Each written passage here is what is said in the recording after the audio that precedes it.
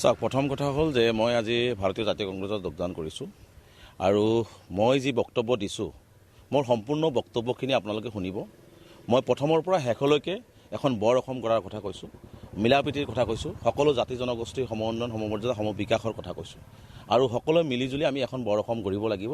যি বিজেপিৰ যি সাম্প্ৰদায়িকতা সৃষ্টি কৰি আমাৰ মাজত ভেদভাৱ সৃষ্টি কৰি আছে, মুখ্যমন্ত্ৰীয়ে যি ধৰণে একদম নিম্ন খাবৰ কথা বতৰা কৈ উজনি নামনি জিলা জিলা ভাগ কৰি পেলাই যিটা মানে আমাৰ মাজত এটা ভাঙন সৃষ্টি কৰি আছে, এই ভাঙনৰ পৰা মুক্ত কৰি আমি এখন আমাৰ বৃহত্তৰ অসমীয়া জাতিটো এক হৈ কেনেকৈ আমি উজনি নামনি বৰাক ব্ৰহ্মপুত্ৰ শদিয়াৰ পৰা ধুবুৰীলৈকে আমি একত্ৰিতভাৱে থাকিব পাৰোঁ, তাৰ কাৰণে মুখ্যমন্ত্ৰীৰ এই বক্তব্যবিলাকৰ বিৰুদ্ধে আমি বা মুখ্যমন্ত্ৰীয়ে কোৱা এই ধৰণৰ নিম্ন খাবৰ কথা বতৰাবিলাকৰ বিৰুদ্ধে গৈ আমি এখন গৌৰৱ গগৈ ডাঙৰীয়াৰ নেতৃত্বত এখন বৰ অসম গঢ়িব লাগিব বুলি মই প্ৰথমৰ পৰাই বক্তব্যখিনি দি আহিছিলোঁ। তাৰ পৰিপ্ৰেক্ষিতত মই কৈছোঁ যে শিৱসাগৰৰ উন্নয়ন হ'ব লাগিব, সমন্বয় হ'ব লাগিব, ধুবুৰীতো হ'ব লাগিব, আজি ডিব্ৰুগড় তিনিচুকীয়া হ'ব লাগিব। গতিকে আজি সমগ্ৰ অসমে শদিয়াৰ পৰা ধুবুৰীলৈকে বৰাকৰ পৰা ব্ৰহ্মপুত্ৰলৈকে সকলোৱে একত্ৰিতভাৱে সমন্বয় আৰু উন্নয়নৰ কথাটোৱে মই কৈছিলোঁ, সমন্বয় আৰু উন্নয়নৰ কথাটো কৈছিলোঁ। কিন্তু একাংশই আচলতে একাংশ সংবাদ মাধ্যমতো দেখিছোঁ বা একাংশ ব্যক্তি বিশেষকো দেখিছোঁ বা বক্তব্যটোক বিকৃত কৰি আচলতে এটা মানে পৰিৱেশটো বেলেগ ফালে ঢাল খোলাবলৈ চেষ্টা কৰা হৈছে।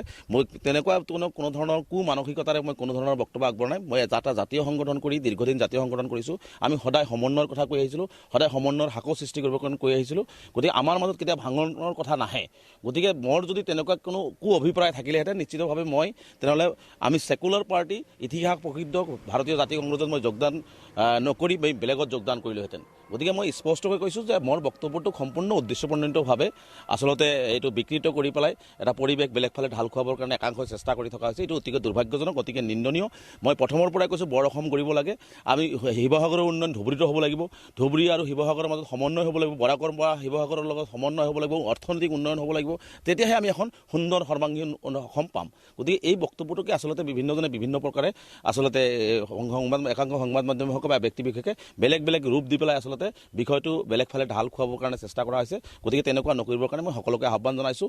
আমাৰ কথা স্পষ্ট যে আমি শদিয়াৰ পৰা ধুবুৰীলৈকে বৰাকৰ পৰা ব্ৰহ্মপুত্ৰ পাহাৰ ভৈয়াম সকলোৱে মিলিজুলি আমি সকলোৱে এটা বৃহত্তৰ অসমীয়া জাতি হিচাপে আমি মিলাপ্ৰীতিৰে থাকিব বিচাৰোঁ। গতিকে এইটোকে আচলতে অপব্যাখ্যা কৰি বিভিন্ন ধৰণে কথা বতৰাবিলাক কোৱা হৈ আছে। গতিকে এইটো অতিকে দুৰ্ভাগ্যজনক। একাংশই যেনেকুৱা ধৰণে কথা বতৰাবিলাক কৈ আছে আচলতে কথাটো তেনেকুৱা নহয়। মই পুনৰবাৰ কৈছোঁ যে মই প্ৰথমৰ পৰা শেষলৈকে মিলাপ্ৰীতি বৰ অসম আৰু সমন্বয়ৰ কথাই কৈ আহিছোঁ। মই এইটো কথা কোৱা নাই যে শিৱসাগৰৰ মানুহ আহি ধুবুৰীত যাব, ধুবুৰীৰ মানুহ গৈ শিৱসাগৰত যাই জনগাঁথনি চেঞ্জ কৰিব, এই কথাটো কোৱাৰ আচলতে মই কোৱা নাই। গতিকে মই কৈছিলোঁ যে ধুবুৰীৰ শিৱসাগৰৰ উন্নয়ন যেনেকুৱা ধৰণে হৈছে, যেনেকুৱা ধৰণে শিৱসাগৰৰ যিখিনি ভাষা সংস্কৃতি সেইখিনিও ধুবুৰীলৈ আহক, ধুবুৰীৰ সমন্বয় বা ধুবুৰীৰ কথা বতৰাখিনি বৰাকলৈ যাওক, বৰাকৰ কথা বতৰাখিনি ইয়ালৈ আহক। তেতিয়াহে আমি গোটেই অসম মিলি যেতিয়া আমি সকলোৰে মাজত এটা মিলাপ্ৰীতি এটা ভাতৃত্ববোধৰ সমন্বয় থাকিব, তেতিয়াহে আচলতে আমি এখন বৰ অসম দেখিবলৈ পাম।